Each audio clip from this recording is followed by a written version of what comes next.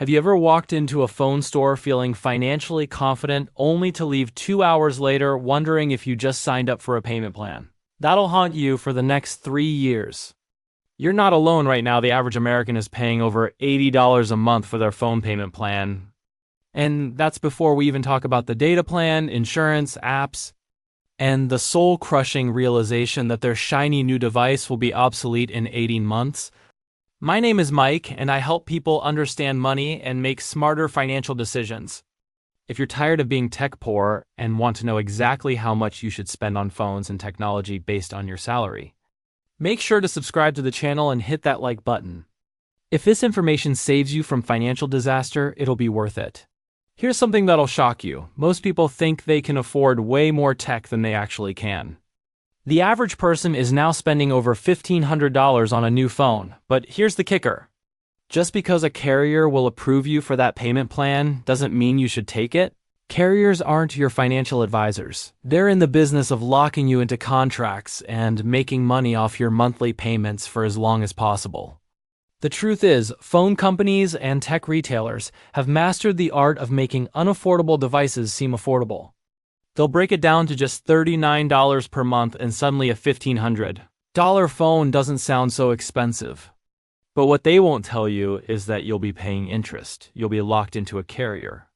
And you'll have spent enough money to fund a retirement account. Today, we're going to break down exactly how much you can afford to spend on technology at 4 different salary levels: $50,000, $75,000, $100,000, and $150,000 per year. Will use proven rules that actually work. Not the fantasy math that sales associates use to separate you from your money. By the end of this breakdown, you'll know the exact dollar amount you should spend on phones, laptops, tablets, and gadgets. And more importantly, you'll understand why going beyond that amount is financial suicide. Before we dive into specific salary breakdowns, you need to understand the rules that separate smart tech buyers from people who end up financially trapped. The most important guideline is what I call the 1% rule. This means your annual spending on personal technology should not exceed 1% of your gross annual income. But here's where it gets interesting. Some financial experts think even that is too generous, and they prefer the 0.5% rule, which caps your tech spending at 0.5% of your gross income. The logic is simple. If you're spending more than 0.5% of your income on depreciating gadgets, you're prioritizing toys over wealth. Now let's talk about something tech companies hope you'll ignore. Total cost of ownership. Your device payment is just the beginning. You've also got the data plan, which can range from $50 to $150 per month depending on your carrier and plan. Then there's device insurance at $10 to $20 monthly. Cloud storage subscriptions, streaming services, app purchases, and accessories. Oh, and let's not forget the biggest hidden cost of all, depreciation and obsolescence. Here's a fun fact that'll make you question every tech commercial you've ever seen. New phones lose an average of 40% of their value in the first year alone. That means if you buy a $1,200 phone today, it'll be worth roughly $700 12 months from now. Congratulations, you just paid $500 to use a phone for a year. That's on top of your monthly carrier bill, insurance, and everything else. Most phones lose about 70% of their value in the first 3 years. So that $1,200 phone will be worth around $360 when you finally pay it off. This is why buying the latest flagship phone every year is considered one of the worst financial decisions you can make, especially if you're not wealthy. Let's start with someone earning $50,000 per year. Using the 1% rule, your total annual tech budget should be no more than $500. Using the more conservative 0.5% rule, you're looking at $250 annually. That's your entire tech budget for the year, including phones, laptops, tablets, accessories, everything. I know what you're thinking. $500 doesn't buy much tech these days. You're absolutely right, but here's the brutal truth. If you're earning $50,000 per year, you can't afford a flagship phone. You can afford a reliable device that makes calls, sends texts, and runs the apps you actually need. There's a massive difference between those two. And understanding that difference will determine whether you build wealth or stay broke forever. The good news is that reliable technology exists in that price range. A previous generation iPhone or a mid-range Android device will serve you faithfully for years while you focus on increasing your income and building wealth. At this salary level, you're looking at phones in the $300 to $500 range, not the $1,200 flagship. You can get a perfectly functional iPhone that's 2 generations old or a solid mid-range Samsung or Google Pixel. These devices do everything the expensive ones do, except they don't destroy your financial future. Now let's look at someone earning $75,000 annually. Using the 1% rule, you can spend $750 per year on technology. The 0.5% rule gives you $375. This opens up slightly more options, but you're still not shopping for the latest and greatest. At this salary level, you might afford a higher-end mid-range device or a previous generation flagship. You could get last year's iPhone or Samsung Galaxy at a significant discount. The key is resisting the temptation to stretch your budget. Just because the sales associate tells you you qualify for a payment plan, here's where many people making $75,000 make their first major mistake. They see that they can get approved for a $40 monthly payment and think that means they can afford it. Just because a carrier will finance you doesn't mean financing is smart. Carriers make money when you're locked into contracts. They're not concerned about your financial well-being. Moving up to $100,000 per year, your annual tech budget using the 1% rule is $1,000. The 0.5% rule caps you at $500. This is where things get interesting, because now you can actually afford a current generation flagship phone if you choose to allocate your entire tech budget to it. But here's the trap that catches many six-figure earners. They start thinking they've made it financially and deserve the latest iPhone Pro Max with maximum storage. Suddenly, they're spending $1,500 on a phone plus another $1,000 on an iPad and MacBook upgrade. And their financial future takes a dramatic turn for the worse. The person earning $100,000 who uses a $700 phone and invests the difference will be infinitely wealthier than the person who upgrades to the latest flagship every year. Wealth isn't about having the newest tech. It's about being rich enough that tech purchases don't matter. Finally, let's examine someone earning $150,000 annually. Using the 1% rule, you can spend $1,500 per year on technology. The 0.5% rule caps you at $750. At this salary level, you can afford premium devices without destroying your financial future. You might choose the latest iPhone with decent storage, a quality laptop, or even multiple devices if that suits your needs. But even at this income level, stretching beyond these guidelines can derail your wealth-building goals. The biggest mistake high earners make is lifestyle inflation. They assume that earning more money means they should upgrade everything, including their tech, every single year. But the wealthy understand that the goal isn't to have the newest gadgets. The goal is to keep your money and make it work for you. Here's the reality that nobody wants to admit. The person using a 3-year-old phone might actually be wealthier than the person with the latest iPhone Pro. Why? Because they understand something most people never figure out. Phones are wealth destroyers, not wealth builders. Let me paint you a picture of what happens to most people's finances when they ignore these guidelines. Meet Sarah, who earns $75,000 per year. She walks into an Apple store and falls in love with the iPhone Pro Max with 1 terabyte of storage at $1,500. The sales associate runs the numbers and tells her she qualifies for a $42 monthly payment over 36 months. Sarah thinks this sounds reasonable because she can technically afford it. But here's what Sarah didn't calculate. Her total monthly tech costs are now over $150 when you include the phone payment. Carrier plan, insurance, cloud storage, and streaming services.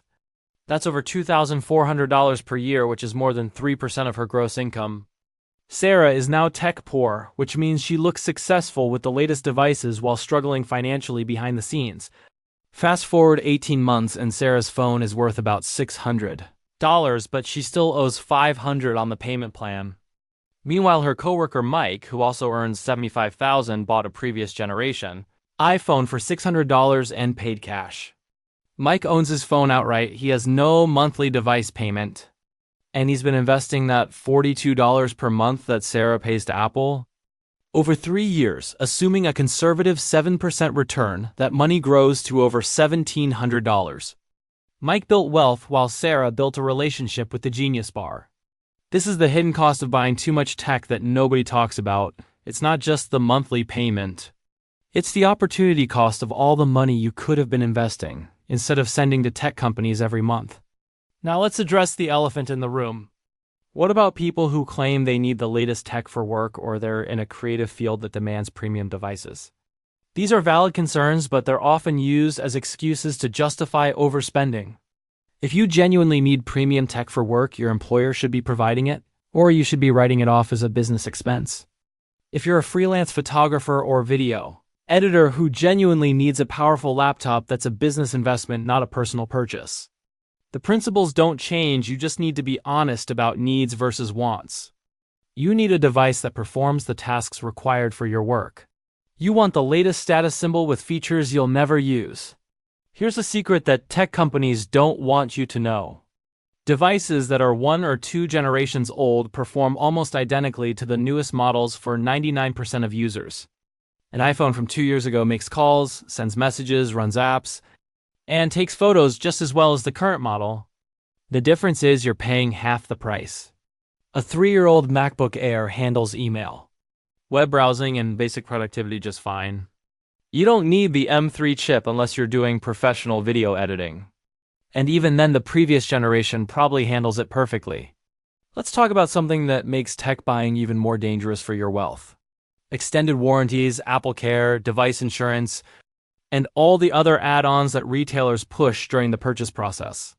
These products can add $10 to $30 to your monthly costs, and most of them are either unnecessary or overpriced. The sales associate might tell you that Apple Care is essential, but if you're buying a reasonable device and treating it well, you're better off setting aside that monthly payment for potential repairs. Most people never use their device insurance, and the ones who do often find the deductibles make it barely worth it.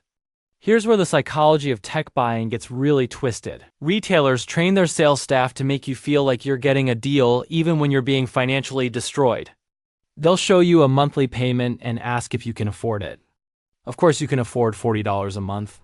But the question isn't whether you can afford the payment. The question is whether making that payment is the best use of your money. Think about it this way. Every dollar you spend on a phone payment is a dollar that's not growing in an investment account.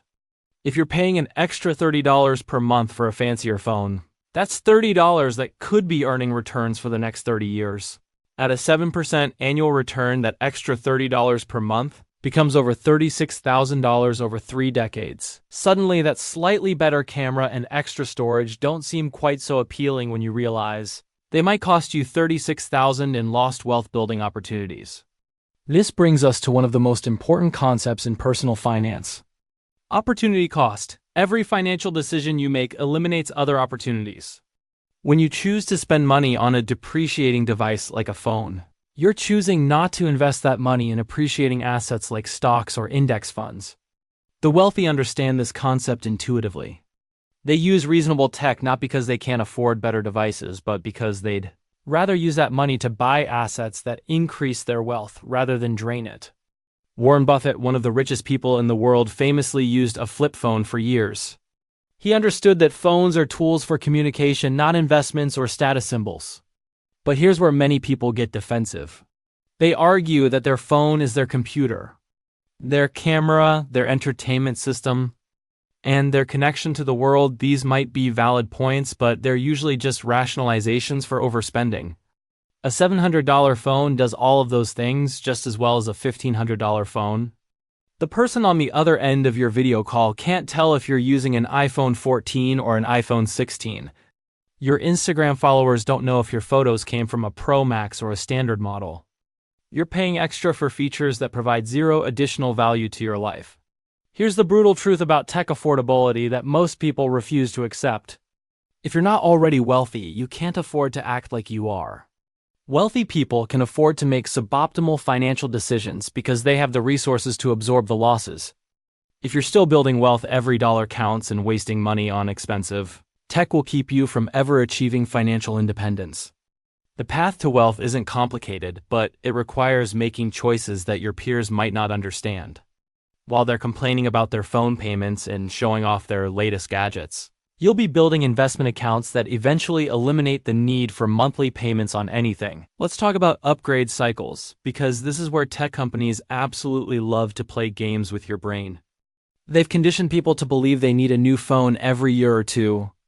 They release new models annually with marginal improvements and create artificial urgency through marketing. But here's what they don't want you to know. Phones today are so good that they last 4 to 5 years easily. The difference between a phone from this year and one from 3 years ago is minimal for most users. Battery life might be slightly worse. The camera might be marginally less impressive. But the core functionality is identical. By extending your upgrade cycle from 2 years to 4 years, you cut your phone spending in half.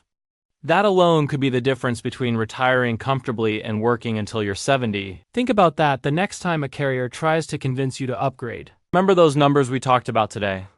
$50,000 gets you a $500 annual tech budget. $75,000 gives you $750. $100,000 opens up $1,000. And $150,000 lets you spend $1,500 annually. These aren't suggestions, they're financial survival guidelines. Your future wealthy self will thank you for using that boring 2-year-old phone while everyone else is drowning in payments for devices they don't need. If this video just saved you from years of financial regret, smash that subscribe button and check out my video on the 18-month rule. Because phones don't make you rich, but smart money decisions absolutely will.